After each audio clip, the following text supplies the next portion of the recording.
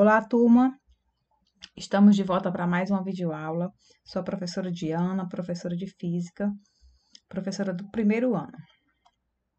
E hoje nós vamos abordar as famosas leis de Newton, certo? A princípio vamos trabalhar com o conceito de força, posteriormente passamos a abordar as três leis de forma individual.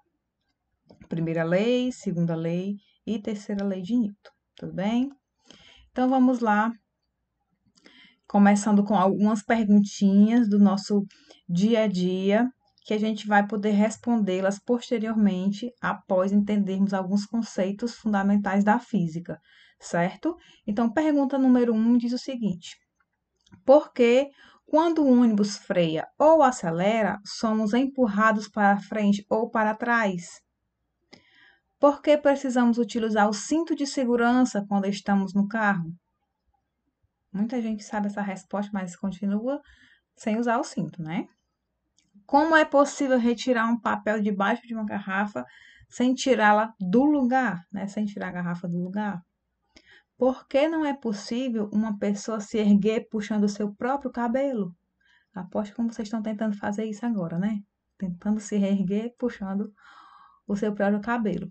Então, assim, pessoal, essas são perguntas que para a gente responder, a gente precisa conhecer alguns conceitos fundamentais da física, que é o que nós iremos fazer agora mesmo, tá bom? Então, vamos lá, conhecendo o conceito, né, das leis de Newton. O que são as leis de Newton, né? São as leis, pessoal, que determinam como a ação das forças irão influenciar no estado de movimento dos corpos, certo? Então, o conceito de leis de Newton, de forma bem simplificada para vocês, que vocês possam absorver, é isso. As leis de Newton, elas determinam como a ação das forças irão influenciar no estado de movimento dos corpos. Beleza?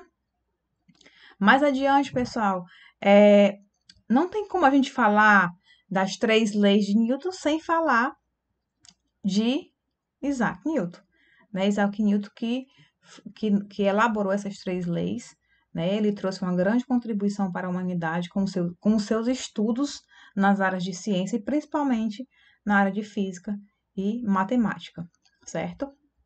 Nós temos aqui uma imagem ilustrando, mostrando, né, tão famoso Isaac Newton, tá bom?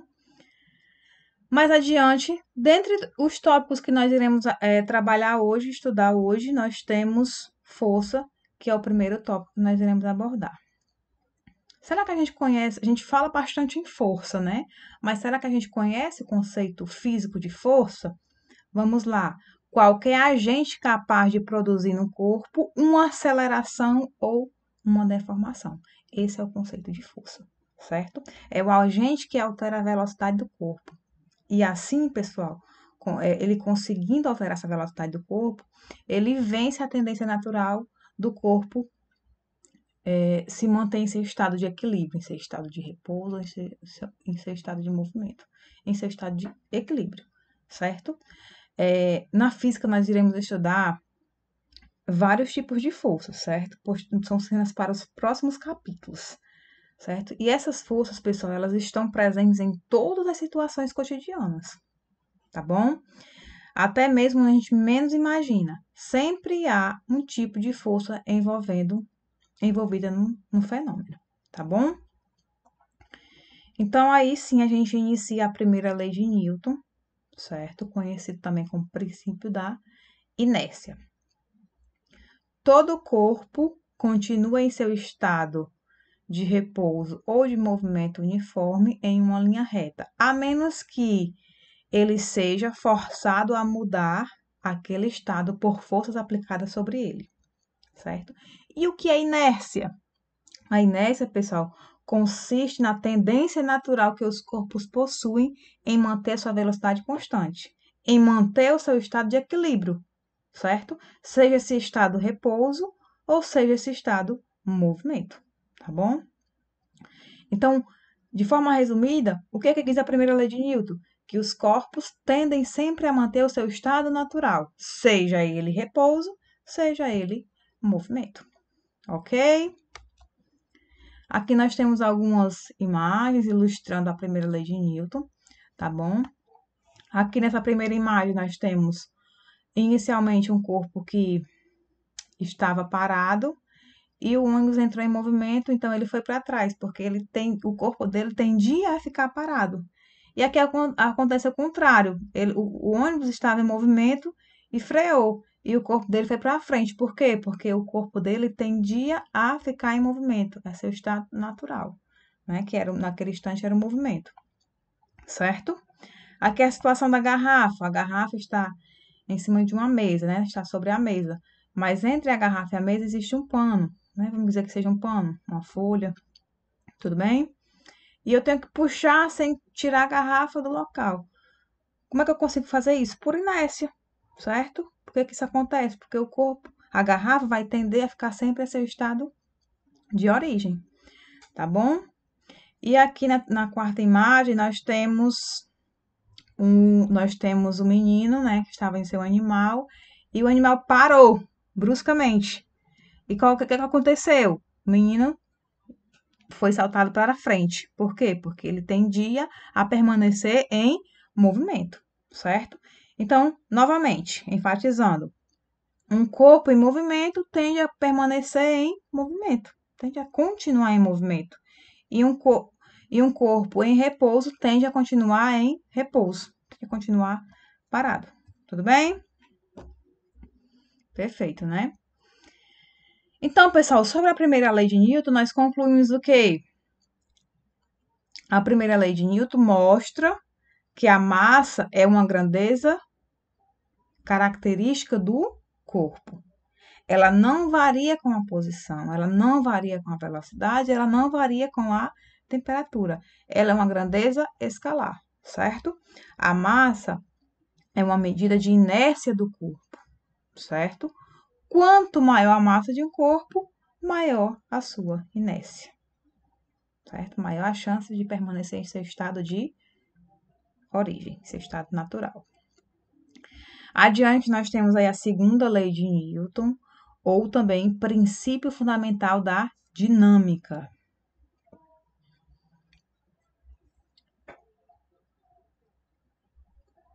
Nós temos a seguinte situação, pessoal, para a segunda lei de Newton. A aceleração que um corpo adquire é diretamente proporcional à força que atua sobre ele e tem a mesma direção e o mesmo sentido desta força, certo? Nós temos uma equação para representar isso. O que diz a equação? Força resultante é igual a massa vezes a aceleração, certo? Lembrando que essa força é dada em Newton, certo? Que a aceleração ela é dada em metros por segundo ao quadrado e que a massa é dada em quilogramas, tá bom? Então, pessoal, para representar o que foi dito sobre a segunda lei, nós temos esse bloco, certo? De massa 1 quilograma. A esse bloco é aplicado uma força de 1 newton. Então, o que acontece? Ao aplicarmos uma força de 1 newton a esse bloco de massa 1 quilograma, ele irá provocar uma aceleração de 1 metro por segundo ao quadrado, certo? Ou seja, estou querendo mostrar para vocês que a aceleração, certo? Ela é diretamente proporcional à força que atua sobre um corpo, ok? Ainda sobre a segunda lei de Newton, nós falamos um pouquinho sobre força-peso, certo? A força-peso é a força com que a Terra atrai um determinado corpo de massa m, certo? E nós usamos a segunda lei. Usando a segunda lei, nós temos, ó, a segunda lei de Newton é essa, e a equação que nós iremos representar a força-peso, ela é bem similar. Então, nós temos peso igual a massa vezes gravidade. P é a força-peso, dado em Newton, M é a massa em quilogramas e G é a aceleração da gravidade. Lembrando que essa aceleração da gravidade ela vai depender da superfície, né? Geralmente nós trabalhamos com a superfície da Terra, que então vale 9,8 ou aproximadamente 10 metros por segundo ao quadrado.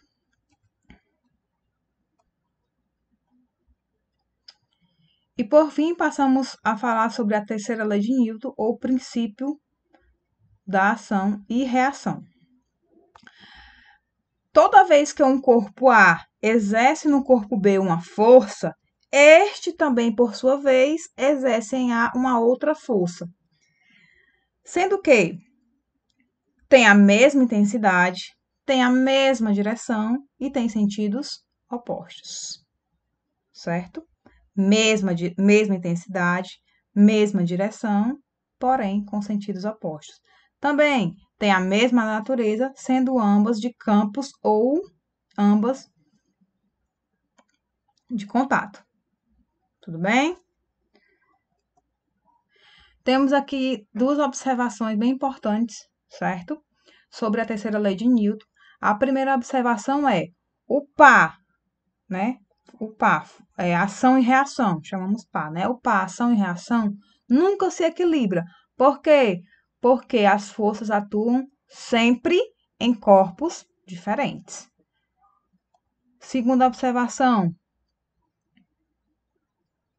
o par aparece instantaneamente, então qualquer uma das forças pode ser a ação ou a reação, certo? A gente representa dessa forma. Força que A exerce em B é igual à força, sinal contrário, né? Que B exerce em A. Temos aqui também uma aplicação, certo? Veja só, se um corpo exerce uma força sobre outro corpo, este reage sobre aquele com uma força da mesma intensidade. Foi o que nós já vimos, né? Mesma direção e sentido oposto. É o que ilustra essa figura aqui, pessoal. A moça está pisando no chão, certo? Ela está fazendo a força de ação. A força de reação é quando o chão é a força que o chão exerce sobre ela. Então, ela consegue caminhar, certo? Uma outra aplicação. Um patinador encostado a uma parede ganha impulso, isto é, ele se acelera ao empurrar uma parede com as mãos. E o resultado dessa ação da parede é uma força que vai habilitar ele a qualquer aceleração. Com esse empurrão, digamos assim, né? Ele vai conseguir uma aceleração cada vez maior. Ok? Então, pessoal, na aula de hoje nós podemos concluir que as forças de ação e reação estão sempre aplicadas em corpos distintos e, portanto, nunca se equilibram. Não existe ação sem a correspondente reação. As forças de ação e de reação têm sempre a mesma intensidade, direção e sentido. Então, nós concluímos sobre a terceira lei esses 3 tópicos, que dá para resumir essa lei, bem importante. Tudo bem? Então, essa foi a nossa aula de hoje. Vamos complementar a nossa aula no Google Meet com exercícios, com exemplos, certo? Vamos tirar dúvidas. Então, assistam com bastante atenção e levem suas dúvidas para a nossa aula posteriormente no Google Meet, tá bom? Um abraço, fiquem com Deus e até a próxima.